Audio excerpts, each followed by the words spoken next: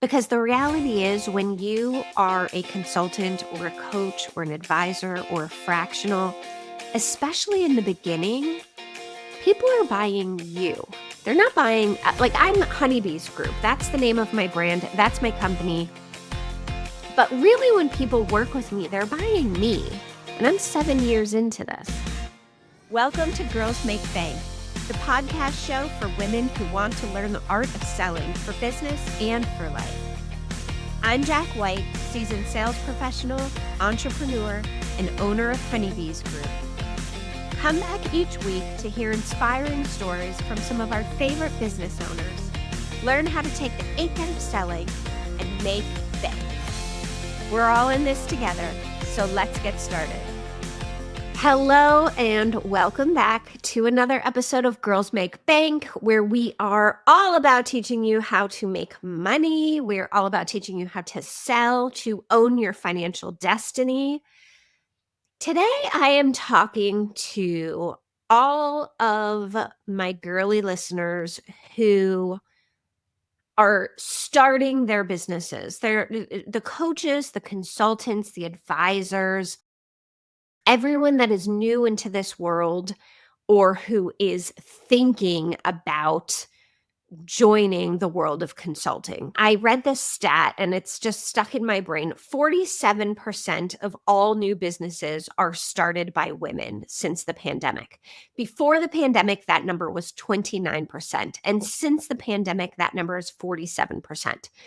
There are a whole lot of reasons why this is happening, whether by choice or not by choice. I think the pandemic really just decimated a lot of us. We were taking care of our children. We were taking care of our parents. We were taking care of our homes. Plus, we were trying to work. It just all became way too much, and we needed something else. And so we had to leave the corporate world and start our own companies. I think with the corporate climate right now, with all of the layoffs, um, there are less and less high paying, really good jobs for professional women. And so we have to start our own companies, our own consulting practices. I feel like ageism and sexism is still a very real thing in corporate America. And so whether we want to leave, we feel pushed out, whatever the reason is, more and more women, almost half of all new businesses are being started by women. While the reason that might be happening is not good, it is an amazing opportunity for us to build really great businesses. And so I want to talk a little bit because I have worked with a lot of women who are just starting their consulting practice, who have recently left the corporate world. And just before, I wasn't planning on talking about this specifically today or even filming this, but just before this, I had to get on a quick call with a woman that I met at a networking dinner. It was a small group of us, and we didn't even sit next to each other, but it was a small enough group that we made a connection. And this woman was fairly senior at a really huge multi-brand corporation, and she was recently let go. Her not only her job, but her entire department was eliminated. And it wasn't exactly a surprise to her, but if you've ever been in that situation where you've been a part of a layoff or your job has been eliminated, you know that it is still emotionally very bruising, right? Whether it was planned, unplanned, whether you knew about it, whatever it is, it takes a toll on you. Thankfully, this woman had a little bit of heads up. She has some severance. She has a little bit of time to figure out what she's going to do, and she wants to start her own consulting practice. And so I wanted to set up time to support her, to give her whatever information and encouragement and insights I could. And it was interesting because I feel like I have had this conversation so many times, which is why I felt it was important to talk about it. She was asking me a lot of questions about how to set up her company legally, what structure she should put in place, what her timeline or order of operation should be for creating her website, her name, her logo, how her and her business partner should create like a splash in the marketplace, and all of these things that they wanted to do before they even started pitching to clients, which in their mind was a few weeks down the road. And I was sort of listening to all of this and reminiscing on my own experience of starting my practice, my consulting business. And I let them talk for a while before I stopped them and asked if I could give them some advice, because this is something that I see a lot of new coaches, consultants, especially when you've come from the corporate world and you're starting your own business for the first time. I've seen a lot of us make this same mistake. And it's that you think you need to spend a lot of time standing up your business before you actually get started selling within your business. And I think this happens for a few reasons. Number one, you feel really comfortable living under a brand. That brand is a part of your identity, and so you feel comfortable creating a brand. You thinks that things feel more legit when you have a brand. They're more real. It feels more secure when you have a logo and a website and all of these things that you think you need to get started. That's number one. Number two, quite frankly, a lot of people are just more comfortable in the operations of their business, in the process, in the setup, in the behind the scenes. And so, yes, all of that work needs to get done. And that's the comfortable work for people. And so that's where they start. The third reason why you may be spending a lot of time doing this in the very early stages of your business is because you want to, I guess, seem bigger than where you really are at the start, and you wanna seem legit, and you want to be taken seriously, and all of those things, I want you to know, are, like, real and justified and valid. I have been there at certain points in my business too, where I have been spending a lot of time doing those kinds of things, and what I realize in hindsight, when I have been spending too much time in those areas of my business, is that all I've really been doing is wasting time and energy doing things that are not generating revenue. And when you are starting your business, when you are going out for the first time on your own, whether you have left a big company, a small company, you're coming back into the workforce, maybe you've taken some time off to raise a family or do some travel, whatever it might be. When you are starting your business, I understand why you feel like those are the things you need to do, but really the only things you should be focusing on in the beginning is revenue generating activities. Unless, I mean, this is real life, so most of us have to work to make money to pay for our life. And in the beginning, you need to generate revenue. When you are not making money, and I have been here before, so I'm speaking from experience. When you are not making money and you see every month that money coming out of your savings account, it can create a level of stress and anxiety and pressure on yourself that can kill any motivation, productivity, and momentum that you may have in your business. And when you are going out to clients or when you are starting your business and meeting people for the first time, the last thing you want them to feel from you is that you're desperate. And when you have this financial burden sitting over you and this, negative money feelings on your back, that is what you are feeling. You're feeling desperate. You're feeling like you have to take anything and close every deal that comes in. And so before you spend money hiring people to build a website, before you spend, weeks and weeks and weeks getting your branding perfectly right, the first thing I want you to do is start focusing on revenue generating opportunities. Because the reality is, when you are a consultant or a coach or an advisor or a fractional, especially in the beginning, people are buying you. They're not buying, like, I'm Honeybees Group. That's the name of my brand. That's my company. But really, when people work with me, they're buying me. And I'm 7 years into this. Okay. So they're buying your services, they are buying your expertise, You don't have to have the perfect logo, the perfect website. You don't even have to have the perfect pricing and packaging to get started and to start generating revenue and to start generating sales. And here's why I don't want you to spend a lot of time doing all of that. I have been on my own in my consulting practice for 7 years now. This is coming up on my 7th year, and I am in the 3rd generation of this business.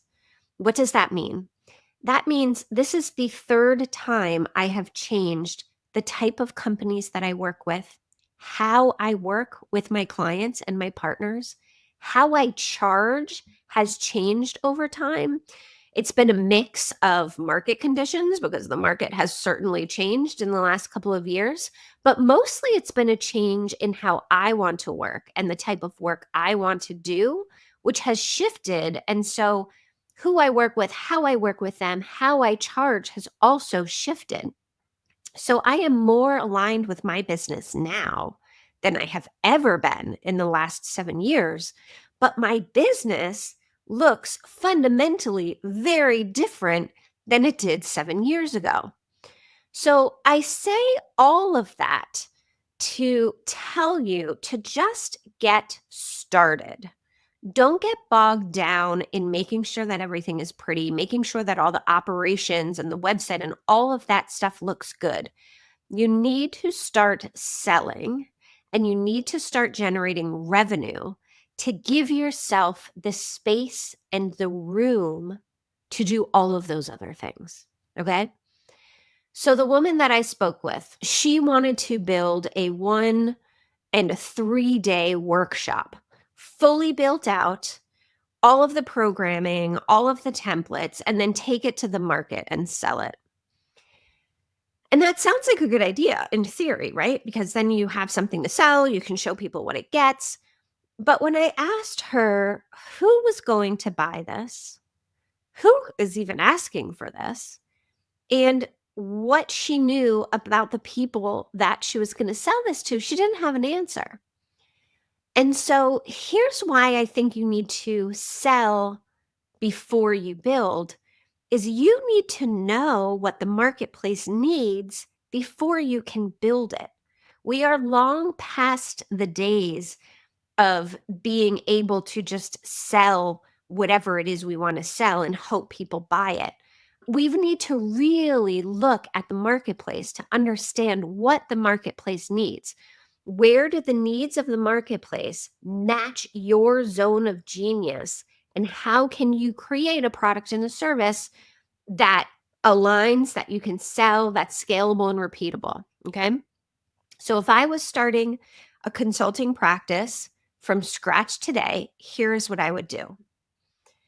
Number one, I would write down a list of everything I know how to do. If you're a graphic designer, a health coach, a copywriter, whatever it is you do, write down all of your skills, write down all of the frameworks that you use, the processes that you use, any systems that you know. Write all of that down, and you can do it on sticky notes, you can do it on paper, you can create something beautiful in Canva. This is just for you. Nobody's looking at this, but just write it all down. So, for instance, for me, I come from the media world. I worked in VC backed startups doing strategic planning and business development and partnerships. I've been an operator because I ran a company, I've run my own company. So, some of the things that I know how to do: strategic planning, email marketing, business development, lead funnel generation, selling, right? So, you can create a list of all of the things that you know how to do. And then put together a rough idea of how you want to package those product and skills. Rough. Okay. When I say rough, I mean, do you want to do this in a 1 day workshop? Okay. Is this something that you could deliver? Can your skills translate into a 1 day on-site workshop? Does this work best, the work that you do, as a fractional part of a team? Okay. So maybe you want to get more deeper inside a business and you can be a fractional part of the team. Maybe you want like some sort of retainer arrangements with the companies you work with. Perhaps I spoke to an agency owner yesterday, and she worked with her clients in these sprints. Okay. So the work that she does, she was a website developer and she worked in 2-week sprints. She got your website up and built, concepted, designed, developed, launched in 2 weeks. Okay. So come up with a rough idea. Have all of the skills that you do, come up with a rough idea of how you can deliver those skills. That's step number one. Step number two is to craft a simple message. This can be an email, a LinkedIn post, Instagram, whatever, however, the best form of communication is for you. Craft a very simple message that says who you are, what your experience has been, what you want to do in the future. I want to leverage these skills. I want to help clients do X, Y, and Z, and who you are looking to meet. Okay. Now, if you're doing this via email, you can customize this as you send it out to different people. If you're doing it in a LinkedIn post, you can do something a little more generic. But the idea is to put yourself out there and to let people know that you are open to hire as a consultant, as an advisor, as a fractional. Especially when you're laid off. This is something that this woman, everybody was reaching out to her and wanting to set up connection calls and wanting to check in on her. And it felt very overwhelming, and she felt obligated to take all of these meetings. I think that's a really good indication that you're somebody people care about, had a great working relationship with, and you can leverage that. Okay. But what you need to do is put a message out there that tells people, one, I'm okay. Two, I'm looking for work. Here's what I want to do, how I want to do it, and who I want to connect with. And that lets a lot of people know, like, oh, okay, Jack's okay right now. Let me see how I can help her. And it gives them a direction to support you in. Okay. So, step number one, what are your skills? How do you want to deliver them? Rough. Don't build anything yet. Just have a rough idea. Step number two, craft your message and send it out. Okay. You don't need to name your company. You don't have to have a website. You don't have to have a fancy logo, nothing. Just who you are, what you do, who you want to work with, and how you want to deliver that. Step number three is I want you to meet with as many prospects and leads as you can. Take all of the meetings in the beginning. Okay. Ask as many questions as possible from these people. Learn about their business. What is working? What is not working? Where are there gaps in their process, in their services, in their products, whatever it is you do? Where does the company have gaps that you can potentially fill in? Now, at this point, you're just in an information collecting session, okay? You're not pitching yourself during these calls necessarily. You're not you want to get them to hire you, yes, but you want to collect as much information. The goal of that meeting isn't necessarily to walk out with a contract. What you want to do is understand how you can help them and where the gaps are and what it is that they need to do, what they're trying to do this year. Okay? So then you take that information and you say, I think I can help you. I'd like a day to put together some thoughts. Is it okay if I follow up with you with a proposal? Most of the time, they'll say, sure, yes. And then you come home and you put together a proposal and you start working with people. Okay. You don't have to have a signature product right off the bat. You don't have to have one way you work with people right off the bat. With some companies, it might be a 1-day workshop. With one company, it might be a retainer, fractional role. With another company, it might be a sprint type of thing. The goal is to work with people in a way that aligns with your skills. Don't overreach. Don't try to do things that are outside of your zone of genius. But, start working with people because a couple things will happen. Once you've worked with a few people or a few companies, you'll be able to start to evaluate what you're doing. You can refine how you are working with companies. Maybe the 1-day workshop actually needs to be a 2-day workshop.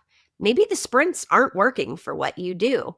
Maybe you hate being fractional and you only want to work on sprints, okay? You will get a sense of how you like working with companies. You'll get a sense of how you deliver products and services in the most impactful way, and you will be able to refine your products and services. Now, this doesn't have to take a ton of time, okay? This isn't like years in the making. You can do this over the course of a few months, but you need to start working, start selling to figure out how it is you want to work with your future clients. The other thing that will happen is you will start to be able to build up case studies. Now that you've worked with, 1 to 5 people, 1 to 5 companies, you can have case studies that you can include in your marketing materials on your website because now you have some time and some money and some space to do that. Okay, so really in the beginning of starting your consulting company, before you do all of the busy work, I want you to focus on generating revenue. Thank you for listening to this episode of Girls Make Bank. This is the first episode in a 2-part series around where and how you should be focusing your energy at the beginning of your entrepreneurial journey. Tune in next week because we are going to be talking about the Honeybee's Profit Planner. It's an online course that helps set you up for financial success in your personal and your business life at the beginning of your entrepreneurial journey. Send me a note. Tell me what you thought of this episode. I am always down to hear about topics that you want covered, and I look forward to seeing you next week. Thank you for listening to this episode of Girls Make Bank. If you like what you've heard, please remember to subscribe, like, and follow us on Spotify, Apple Podcasts, or wherever you listen. Please review and share our show to help spread the word and help your girls make bank. And I'd love to hear from you. Connect with me on LinkedIn or Instagram, or visit honeybeesgroup.co. Until next time, friends.